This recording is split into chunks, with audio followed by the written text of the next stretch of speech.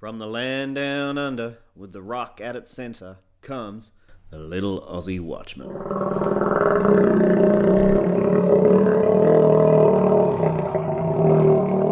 The Vaccine MAFIA.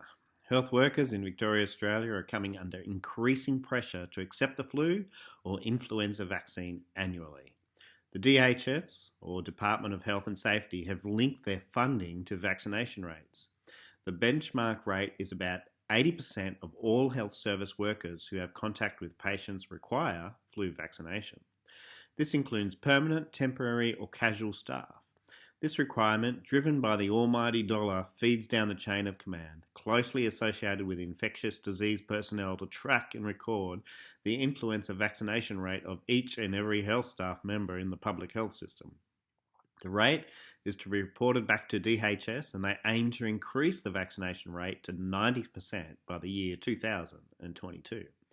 The pressure for funding and the ideology of vaccination above all concerns of short and long-term harm has pushed the vaccine mafia to resort to all kinds of tactics to enforce their will.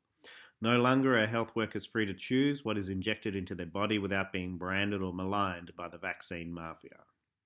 It started with having to sign a form to say that you are not having the vaccine. Now the Health Administration are instructing the vaccine mafia to force all unvaccinated staff to wear masks to brand them as unclean. Just as Hitler branded the Jews as inferior, masks will be used to demean and brand health service staff who are not intimidated by the vaccine gestapo. But there are some logical inconsistencies in this approach. Take, for example, a Cochrane study on flu vaccination in healthy adults reported in 2013. Cochrane studies are renowned for their accuracy in reporting data from multiple trials while trying to eliminate bias. The study in question found that unvaccinated healthy adults have about a 2% risk of contracting the flu, while a vaccinated healthy adult has a 1% chance of contracting the flu. That means the influenza vaccine reduces your chance of getting the flu by about 50%. So the chance of a patient getting the flu from one unvaccinated health worker is the same as getting the flu from two vaccinated health workers. In fact, if the hospital health worker vaccination rate is above 66%, patients would be more likely to get the flu from a vaccinated staff member. Thus, if the vaccine mafia were truly interested in health outcomes for patients, they would enforce masks on all health workers. But they don't.